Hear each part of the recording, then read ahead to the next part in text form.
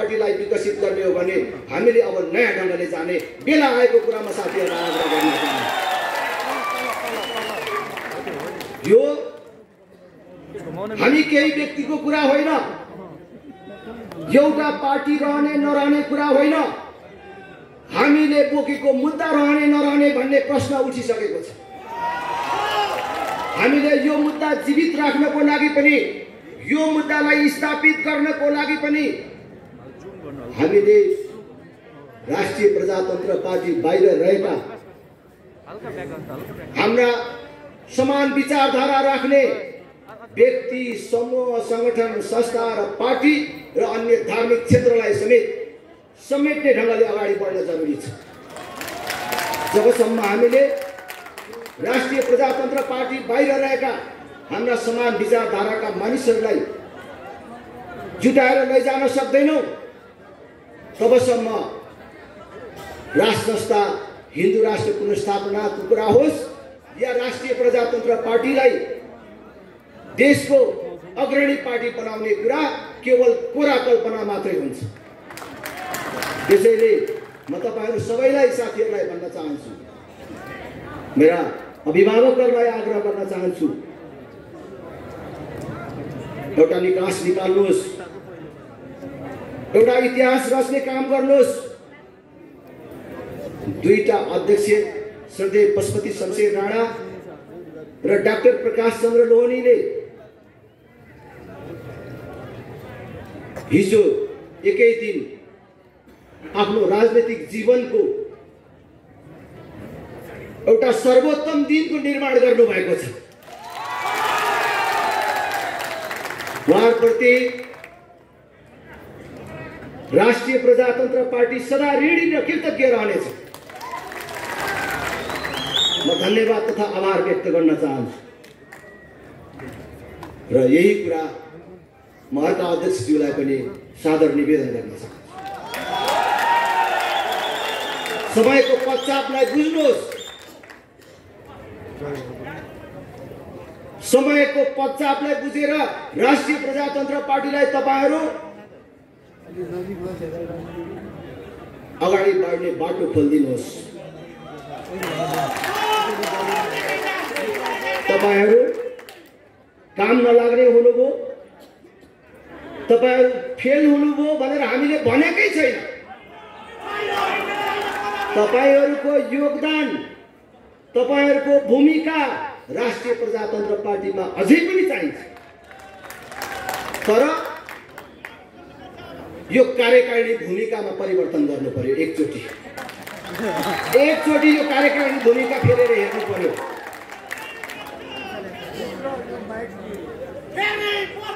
यो कुरामा म तपाईहरुलाई आग्रह गर्न चाहन्छु। म यति पनि असभ्य छैन कि म संसारको राजनीतिलाई भुलौं। मैले माइक्रोफोन पाएँ, मैले भन्ने धेरै कुराहरू छ, म आधा घण्टा यहाँ चिच्याएर यो सभालाई उद्देशित गराउँ, म त्यो गर्दिनँ। मैले समय सीमालाई बुझ्छु। फेरि पनि देशभरिबाट आउनुभएका सबै महाधिवेशन प्रतिनिधिहरूलाई हार्दिक स्वागत गर्न चाहन्छु, बधाई ज्ञापन गर्न चाहन्छु र आफ्नो भनाइ यही टुङ्ग्याउँछु। धन्यवाद। जय राष्ट्र, जय जनता।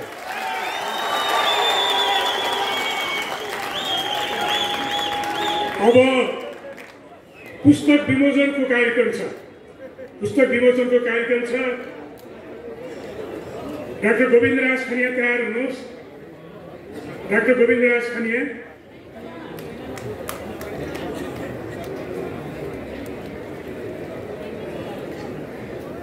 अब पुस्तक विमोचनको लागि पार्टीका त्रय अध्यक्ष र संस्थापक अध्यक्ष लोकेन्द्र बहादुर चन्दज्यूलाई आग्रह गर्दछु। पूर्व गृहमन्त्री तथा कानुन मन्त्री पार्टीका नेता निरञ्जन थापाद्वारा लिखित स्वाभिमत र वस्तु तथ्य नामक पुस्तकको विमोचनको लागि पार्टीका अध्यक्ष त्रय र संस्थापक अध्यक्ष लोकेन्द्र बहादुर चन्दज्यूलाई आग्रह गर्छु।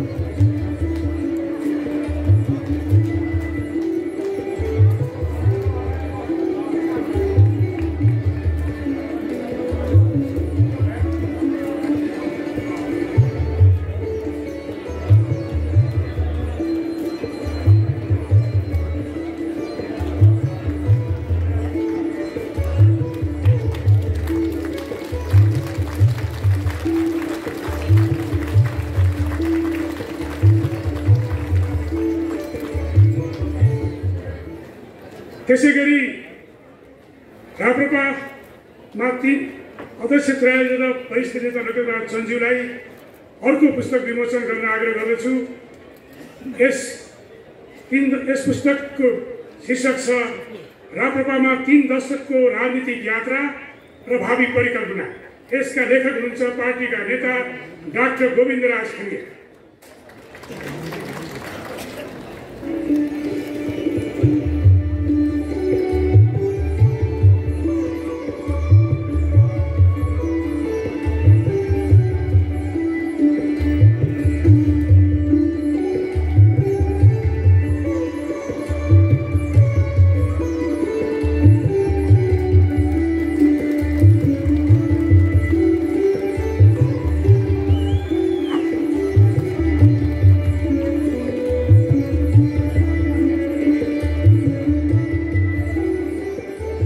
धन्यवाद अध्यक्षज्यूहरू। अब हामी महत्त्वपूर्ण क्षणमा प्रवेश गर्दैछौँ। मन्तव्यको क्रम प्रारम्भ गर्दैछौँ। हाम्रा अतिथिहरूबाट मेरो आग्रह र अनुरोध छ, समय एकदमै कम भएको हुनाले बढीमा 5 मिनट म यहाँ उभिसकेपछि अतिथिज्यूहरूले म यो पोडियममा आइसकेपछि के बुझिनुपर्छ भने अब मेरो समय सकिनु नआयो भनेर बुझिनु हुनेछ भन्ने म विनम्रतापूर्वक आग्रह गर्दछु। सर्वप्रथम नेपाल कम्युनिस्ट पार्टी मालेका अध्यक्ष सीपी मैनालीजी, समय 5 मिनट।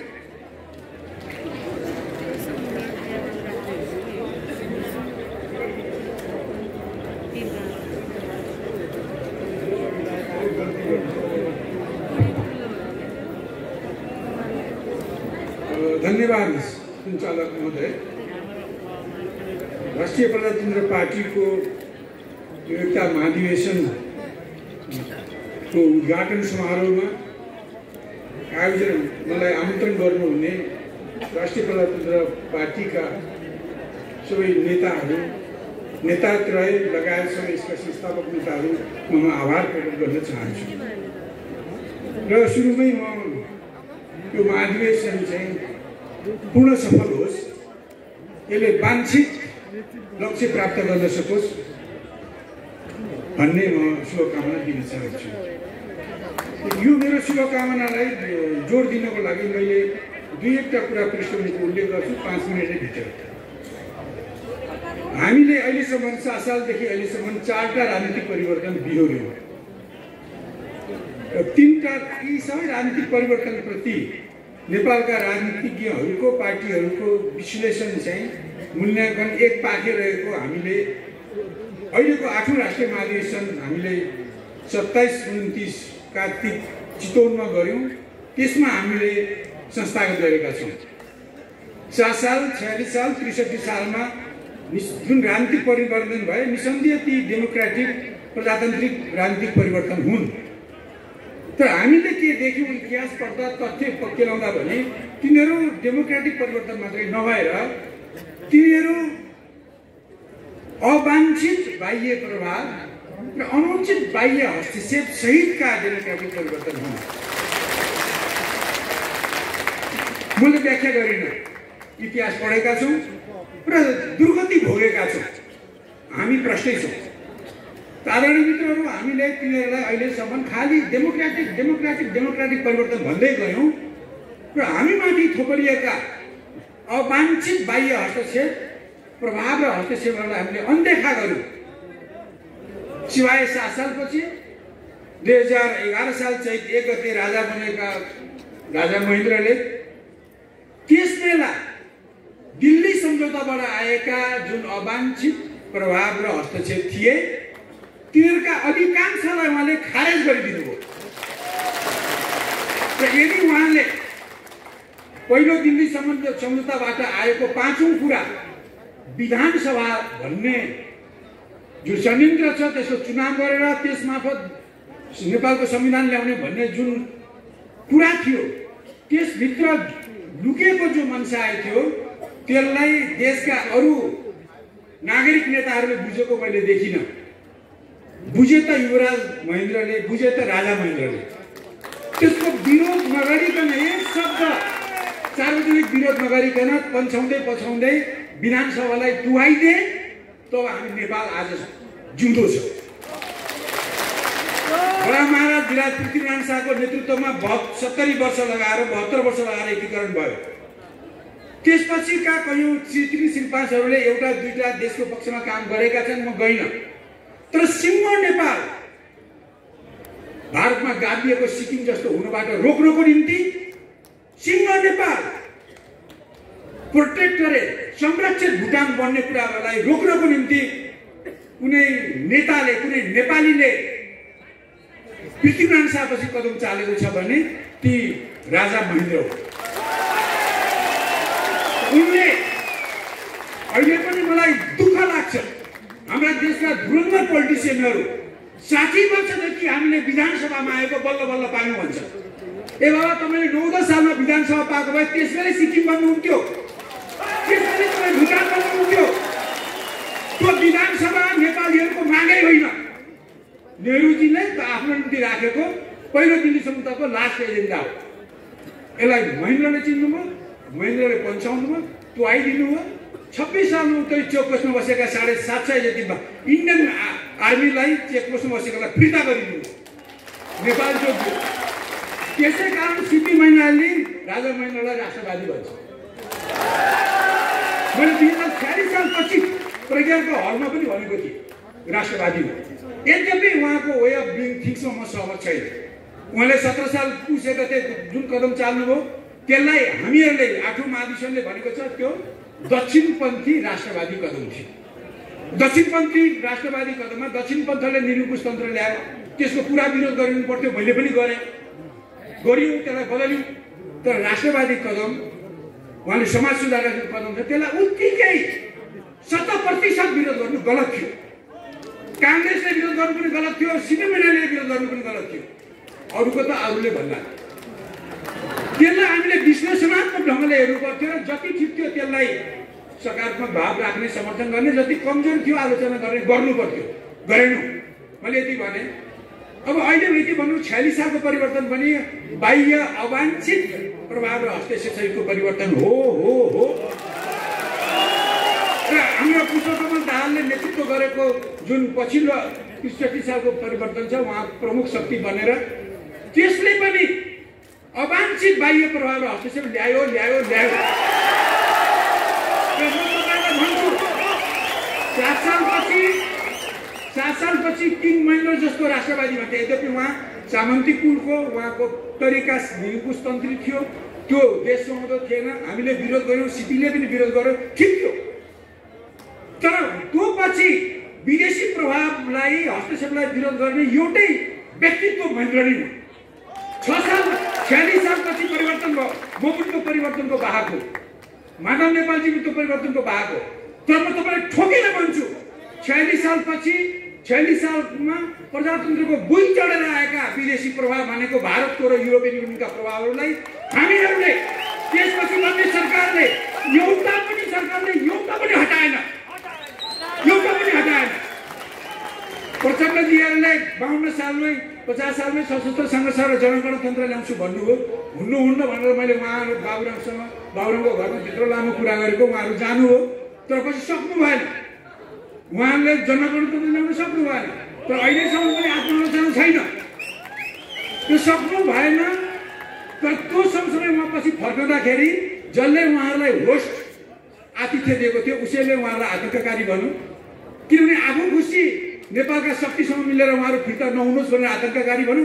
पछि आतङ्ककारी ट्याग निकाल्ने क्रममा उहाँहरूलाई कुष्ठ विदेशी एजेन्डाको भारी बोकाएर पठायो। अनि यो भारीलाई 63 सालको परिवर्तनपछि न उहाँले एउटा हटाउनु भएको छ, न त्यसपछि बन्ने सरकारले एउटा हटाएको छैन। त्यसकारण म भन्न चाहन्छु, हामीले हाम्रो हिस्ट्रीलाई तथ्यको आधारमा केलाउँ र जे गलत छ विरोध गरौँ, जे ठिक छ एक्लै गरौँ, समर्थन गरौँ।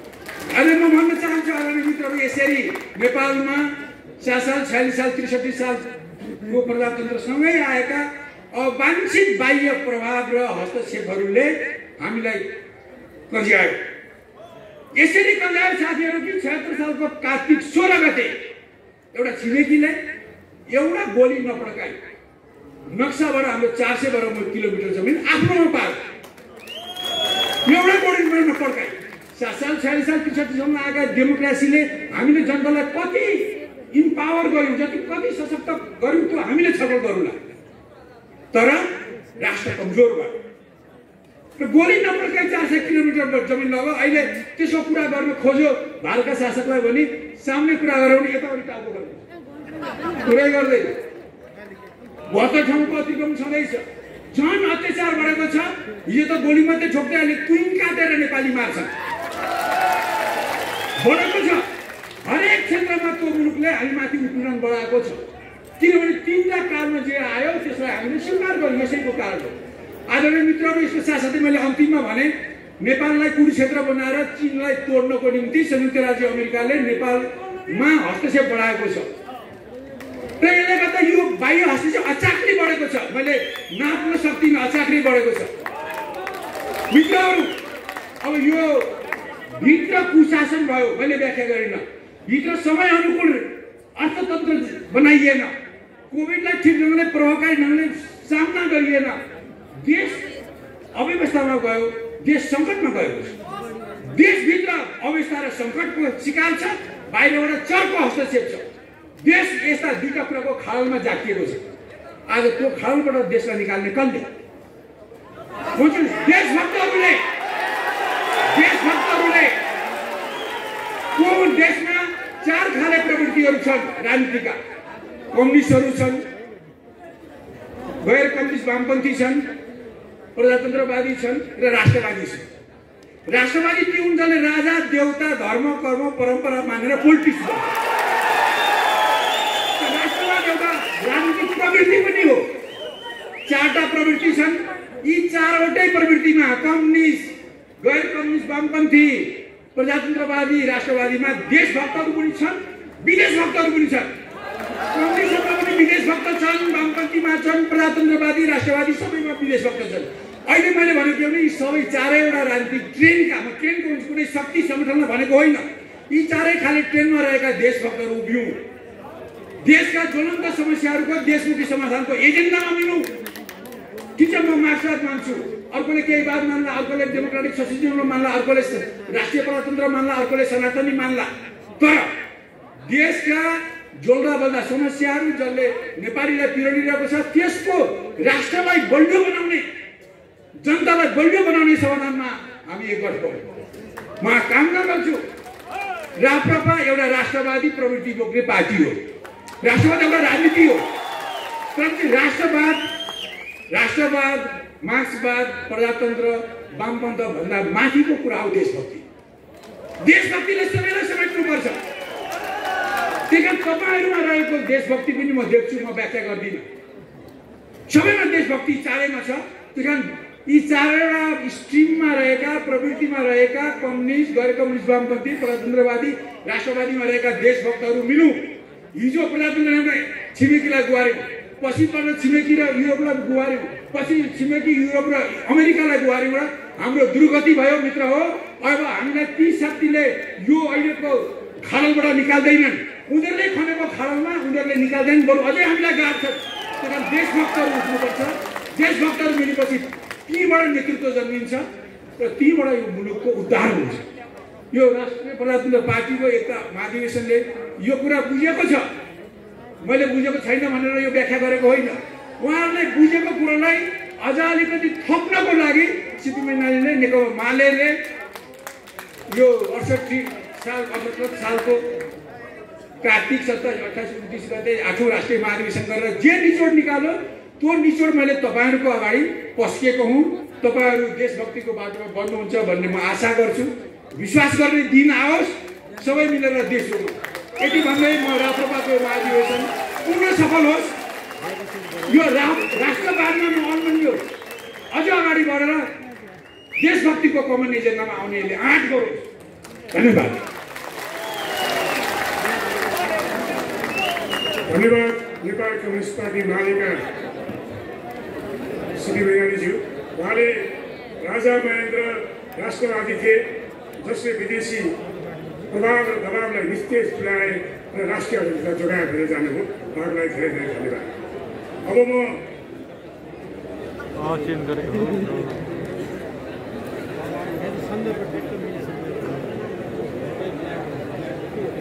लोकतान्त्रिक समाजवादी पार्टीका नेता अनिल कुमार झालाई संक्षिप्त मन्तव्य राख्न अनुरोध गर्दछु।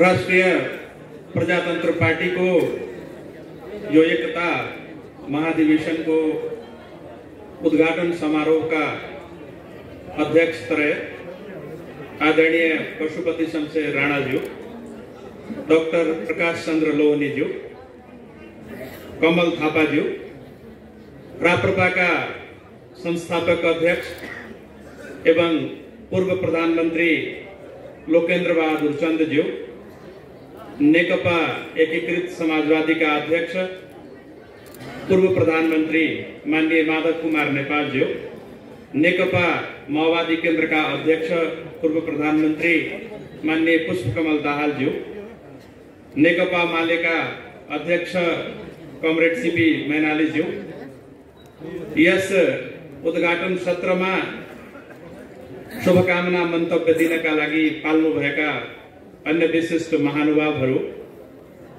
राष्ट्रिय प्रजातन्त्र पार्टीका सबै केन्द्रीय नेताज्यूहरू, यो एकता महाधिवेशन का प्रतिनिधि मित्रहरू, राप्रपाका सबै तह स्तर र निकायका नेता कार्यकर्ता साथीहरू, यो उद्घाटन समारोहमा सहभागी हुनुभएका अन्य विशिष्ट महानुभावहरू, पत्रकार बन्धुहरू, भद्र महिला एवं सज्जनवृन्द, सबभन्दा पहिले म मेरो तर्फबाट म प्रतिनिधित्व गर्ने पार्टी लोकतान्त्रिक समाजवादी पार्टी का अध्यक्ष आदरणीय महन्त ठाकुरज्यूको तर्फबाट र हाम्रो पार्टीको सबै नेता साथीहरूको तर्फबाट राष्ट्रिय प्रजातन्त्र पार्टीको यो एकता महाधिवेशनको पूर्ण सफलताको कामना गर्दछु। स्वीकार्नुहोस् हाम्रो शुभकामना। मलाई विश्वास छ राष्ट्रिय प्रजातन्त्र पार्टी जुन प्रकारले आफ्नो आदर्श राष्ट्रियता, प्रजातन्त्र र उदारवादलाई आत्मसात गरेको छ, त्यसै प्रकारले यो देशको सबै भाषा, क्षेत्र र समुदायका जनताहरूको समुचित अधिकारका लागि यो महाधिवेशन, एकता महाधिवेशनबाट एउटा समतुल्य प्रस्ताव पारित गर्नेछ। जुन बेलामा अहिले हामीले लागू गरिराखेका संविधान जारी भइरहेको थियो र भइसकेको थियो, सिङ्गो मधेस र थरुवाद त्यो बेला आन्दोलनमा थियो र त्यो आन्दोलन त्यहीका भूमिपुत्रहरूले गरिरहेका थिए, जहाँबाट विगतमा पनि राप्रपाले राम्रो मत प्राप्त गरेको थियो र त्यो दोस्रो संविधान सभा जसले यो संविधान जारी गर्यो, त्यस संविधान सभामा राष्ट्रिय प्रजातन्त्र पार्टी एउटा निर्णायक शक्ति जस्तो थियो र तपाईहरुका आदरणीय अध्यक्ष, अहिले पनि अध्यक्ष, मञ्चमा आसीन नेता आदरणीय कमल थापाज्यू त्यसबेला देशको उप प्रधानमन्त्री हुनुहुन्थ्यो र उहाँसँग हाम्रो वार्ता हुँदा उहाँकै नेतृत्वमा एउटा वार्ता टोली थियो। म स्मरण गर्न चाहन्छु, उहाँले त्यसबेला हामीसँग गरेका प्रतिबद्धताहरू अहिलेसम्म पूरा हुन बाँकी छन्। राप्रपाको यो महाधिवेशनले ती प्रतिबद्धताहरू पूरा गर्न र यो देशको संविधानलाई सबै क्षेत्रका जनताको संविधान बनाउन यो महाधिवेशनले योगदान गर्नेछ, एउटा प्रस्ताव पारित गर्नेछ भन्ने म यहाँहरुसँग अपेक्षा राखेको छु। यो महाधिवेशन स्थलमा हिमाल र पहाडका मात्रै होइन, मलाई विश्वास छ यसो म उहाँहरु हेरिरहेको छु, तराईतिरका साथीहरू पनि थुप्रै हुनुहुन्छ। उहाँहरु राष्ट्रिय प्रजातन्त्र पार्टीले भोलिको दिन गर्ने पार्टी क्रियाकलापमा पनि त्यो भूगोलको उत्तिकै सहभागिता हुन्छ। यहाँहरूको विगतमा भएको रथ यात्राहरू पनि त्यही भूगोलबाट गुज्रेको मैले देखिरहेको थिएँ। त्यसैले त्यो भूगोलको जनता जो अहिले पनि आफ्ना मागहरू सम्बोधनका निम्ति उहिले जान दिए, प्राण दिए र अहिलेसम्म अपेक्षा राखेका छन्, ती जनताका एस्पिरेसन्सहरू, मागहरू सम्बोधन गर्ने प्रकारले राप्रपाले निर्णय गर्नेछ, महाधिवेशनले एउटा प्रस्ताव पारित गर्नेछ। त्यो अपेक्षा राख्दै राप्रपाको यो महाधिवेशन साँचो अर्थमा एकताको महाधिवेशन हुन सकोस्, यसले देश र जनताको पक्षमा एउटा उत्कृष्ट यात्रा तय गर्न भविष्यमा सफल होस् भन्ने कामना गर्दै मेरा मन्तव्यहरू यही समाप्त गर्ने अनुमति चाहन्छु। हस्त, धन्यवाद। धन्यवाद अनिल कुमार शाहज्यू शुभकामना मन्तव्यको लागि। समय अभावको कारणले र अर्को कार्यक्रममा जानुपर्ने भएको कारणले म अब नेपाल कम्युनिस्ट पार्टी माओवादी केन्द्रका अध्यक्ष पूर्व प्रधानमन्त्री पुष्पकमल दाहाल प्रचण्डलाई मन्तव्यको लागि आग्रह गर्दछु।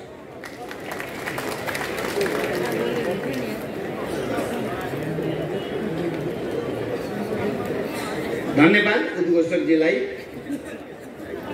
राष्ट्रिय प्रजातन्त्र पार्टीको यो एकता महाधिवेशन उद्घाटन समारोहका सभापति तथा अध्यक्षत्रय, सबै पदाधिकारीहरू, विभिन्न राजनीतिक दलका प्रतिनिधि साथीहरू र यो एकता महाधिवेशनमा उपस्थित सम्पूर्ण प्रतिनिधि, पर्यवेक्षक, पत्रकार र अन्य मित्रहरू, सबभन्दा पहिला त म पनि राष्ट्रिय प्रजातन्त्र पार्टीको यो एकता महाधिवेशनको पूर्ण सफलताको निम्ति हाम्रो पार्टीको तर्फबाट र मेरो तर्फबाट हार्दिक शुभकामना व्यक्त गर्न चाहन्छु र म नेतृत्वलाई विशेष रूपले धन्यवाद दिन चाहन्छु। तपाईहरुले जे गर्नुभयो, यो महाधिवेशनको नाम पनि त्यही राख्नुभयो। तपाईहरु तीनटा मिल्नुभयो फेरि र महाधिवेशनको नाम एकता महाधिवेशन राख्नुभयो। त्यस अर्थमा धन्यवाद दिन्छु। तर नेपालमा पार्टी फुटाएर 3 टुक्रा पार्ने नाम चाहिँ एकता महाधिवेशन राख्ने पनि भर्खरै हामीले देखेका छौँ। त्यस्तो झुटो कुरा चाहिँ तपाईहरुले गर्नु भएन। कम्तीमा पार्टी चाहिँ फुटाउने, नाम चाहिँ एकता राख्ने, त्यस्तो गर्नु भएन। जाली झेली तरिका तपाईहरुले जे गर्नुभयो त्यही राख्नु। त्यस अर्थमा मैले 3 वर्ष 4 वर्ष अगाडि पनि तपाईहरुको एकता अधिवेशनमा बोलेको थिएँ र मैले त्यति बेला पनि सफलताको शुभकामना भनेको थिएँ। अहिले पनि भने तपाईहरुको र हाम्रो विचार र मत त्यति मिल्दैन,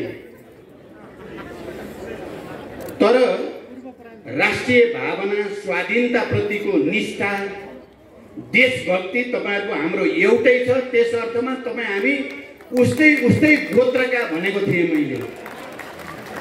हाम्रा मत, विचार, दर्शन मिल्दैन। म चाहिँ त्यहाँ पनि अहिले बडो चाहिँ अर्को भाषा बोल्न सक्दिनँ। हुन त हाम्रो सीपीजीले सजिलै बोल्दिनु भयो। उहाँले बोल्दै जाँदा पहिला राजतन्त्र सिद्ध्याउनु पर्छ भनेर टाउको काट्ने सुरुवात उहाँले गर्नुभयो। अहिले तपाईहरुको अगाडि महान राजा भनेर पनि बोल्नुभयो। मलाई त लाग्यो उहाँ राप्रपाको अध्यक्ष हुने तयारी गर्दै हुनुहुन्छ कि अरे। साँच्चै त्यसै हो भने सीपीजीलाई बधाई छ। म त्यस्तो भाषा बोल्न जान्दिनँ। हाम्रो मत मिल्दैन। म गणतन्त्रवादी, म धर्मनिरपेक्षतावादी, तर म पनि तपाईहरु जस्तै राष्ट्रवादी। राष्ट्रवादको व्याख्या गर्दा दुईटा फन्डामेन्टल आधारभूत कुरा छन्। एउटा राष्ट्रवाद भन्ने बित्तिकै अलि बढी हिजोको इतिहासमा भएका सकारात्मक र गौरवपूर्ण कुराहरूलाई आधार बनाएर अहिले पनि इतिहासतिर फर्किन खोज्ने राष्ट्रवाद, एउटा नेपालका सम्पूर्ण जनतालाई राष्ट्रवादको आधार मान्दै जनतातिर नै फर्किन खोज्ने राष्ट्रवाद। मैले यो देशका सबै मजदुर किसानहरू सबै उत्पीडित मधेसी, आदिवासी, जनजाति, दलित, महिला, थारू लगायत सबैको पहिचान र अधिकारको लडाईँ लडेकै हो। म राष्ट्रिय प्रजातन्त्र पार्टीका नेताहरू र तपाईँ कार्यकर्ताहरूलाई यस अर्थमा पनि धन्यवाद दिन चाहन्छु। तपाईँहरू आफ्नो विचार र राजनीतिक मतमा भिन्नता हुँदाहुँदै पनि देशमा राजनीतिक अराजकता र अस्थिरता पैदा नहोस् भन्नको निम्ति, देशले गति लिइराखोस् भन्नको निम्ति संविधान सभाबाट संघीय लोकतान्त्रिक गणतन्त्रको संविधान बनाउन तपाईहरू सबैले मद्दत गर्नुभयो। यस अर्थमा तपाईहरूको देशभक्ति तपाईहरूले एकचोटि फेरि भिन्न परिस्थितिमा पनि प्रमाणित गरेको म ठान्दछु। त्यस अर्थमा तपाईहरू धन्यवादको पात्र हुनुहुन्छ। मलाई लाग्छ हामी इतिहासप्रति गर्व गर्नुपर्दछ। नेपाल राष्ट्रको स्वतन्त्रता र स्वाभिमानलाई अक्षुण्ण राख्न हिजो नेपालीहरूले प्रदर्शन गरेको वीरता, त्याग, बलिदान, त्यसका कीर्तिमानहरू, त्यसको नेतृत्व गरेका राजा महाराजाहरूप्रति पनि हामी गर्व गर्न सक्छौँ। तर आज युग फेरिएको छ। आज हामी 21औं शताब्दीमा छौँ। लोकतन्त्रको परिभाषा नयाँ स्तरबाट व्याख्या गरिएको छ। जनताको भूमिका नयाँ ढङ्गले परिभाषित छ।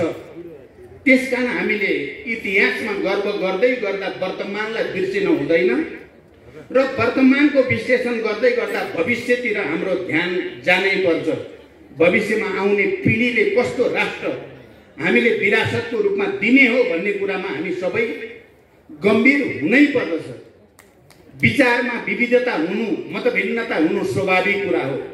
इतिहासमा मानव जातिको विकास, समाजको विकासको सम्पूर्ण प्रक्रियामा हामीले देखेका छौँ। विभिन्न दर्शन, राजनीतिक मतहरू, संस्कृतिहरू, परम्पराहरूको बीचमा लगातार बहस सङ्घर्ष हुँदै आएको छ र त्यही बहस विवादको बीचबाट समाजले गति लिँदै आएको छ। नेपाल पनि त्यसबाट अछुतो छैन। नेपालमा पनि अहिले विभिन्न राजनीतिक दल, विभिन्न राजनीतिक दर्शन, मतान्तरको बीचबाट हामी सबै नेपाली समाजलाई रूपान्तरणको एउटा प्रक्रियातिर अगाडि बढाउन चाहेका छौँ। हाम्रा मतभिन्नताका बावजुद देशमा शान्ति सम्झौता भइसकेपछि अब शान्ति कायम रहिराखोस्, स्थिरता बनिराखोस् र विकासले गति लिइराखोस् भन्नको निम्ति हामी सबै जिम्मेवार बन्नुपर्ने आवश्यकता छ। मैले जहिले पनि शान्ति सम्झौतामा आएदेखि तपाईहरूसँग पनि आम नेपाली जनताको अगाडि नयाँ राष्ट्रिय एकताको आवश्यकताको कुरा, तराई मधेस पहाड हिमालको एकताको आवश्यकता कुरा, राजनीतिक विवादको बीचमा पनि लोकतान्त्रिक विधि प्रणालीद्वारा त्यसलाई सम्बोधन गर्ने, व्यवस्थापन गर्ने र राष्ट्रको हित र स्वाधीनतालाई अक्षुण्ण राख्न एकजुट हुने कुराको अपिल गर्दै आएको छु। तपाईहरूलाई थाहा छ, संविधान घोषणा भइसकेपछि पनि देशको राष्ट्रिय एकता के हुने हो भन्ने चिन्ता हामी सबैलाई थियो। तराई मधेसमा अहिले अनिलजीले भने जस्तै एउटा आन्दोलनको वातावरण थियो। कसरी तराई मधेसका जनतालाई सम्बोधन गर्ने र राष्ट्रिय एकतालाई अक्षुण्ण राख्ने मात्र होइन, सुदृढ गर्ने भन्ने गम्भीर चिन्ता हामी सबैलाई थियो।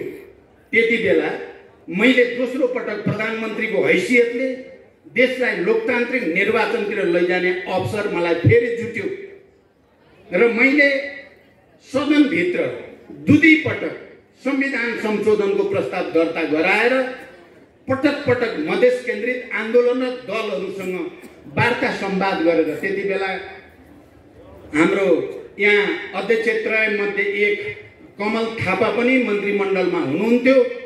हामीले धेरै मेहनत गरेर देशमा एउटा राष्ट्रिय एकताको वातावरण बनाउने, लोकतान्त्रिक निर्वाचनको वातावरण बनाउने र देशलाई गति दिने जमर्को गर्यौं।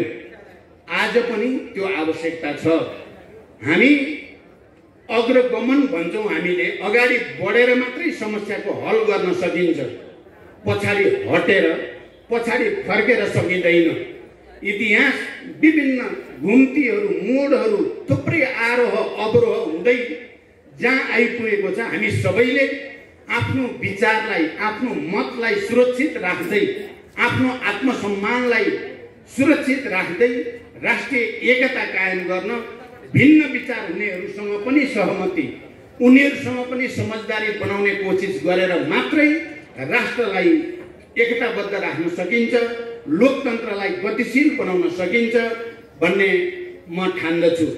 र मैले माओवादी आन्दोलनको एउटा नेताको हैसियतले, शान्ति सम्झौताको हस्ताक्षरकर्ताको हैसियतले, संविधान सभा र संघीय लोकतान्त्रिक गणतन्त्रको एउटा प्रमुख प्रवक्ताको हैसियतले पनि मैले सबैसँग र तपाईँ राप्रपाका नेता कार्यकर्ताहरूसँग मैले कहीँ न कहीँ तपाईँ र हाम्रो गोत्र मिल्छ, हामी सँगै हिँड्नुपर्छ भन्नुको मेरो तात्पर्य त्यही विविधतामा एकता, अन्तर्विरोधभित्र पनि सहमति र सहकार्यको उद्देश्यद्वारा प्रेरित छ।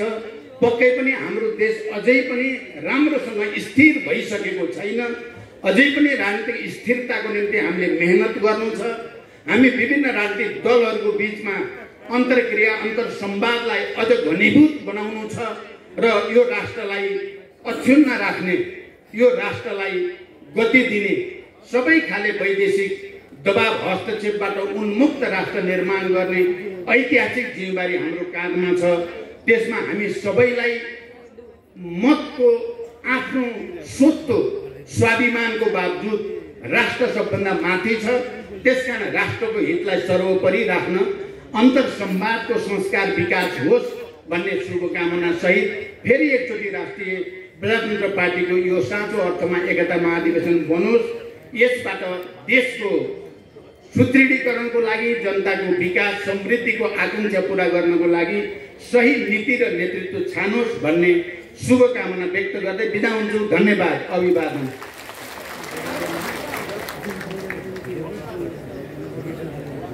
हार्दिक आभार।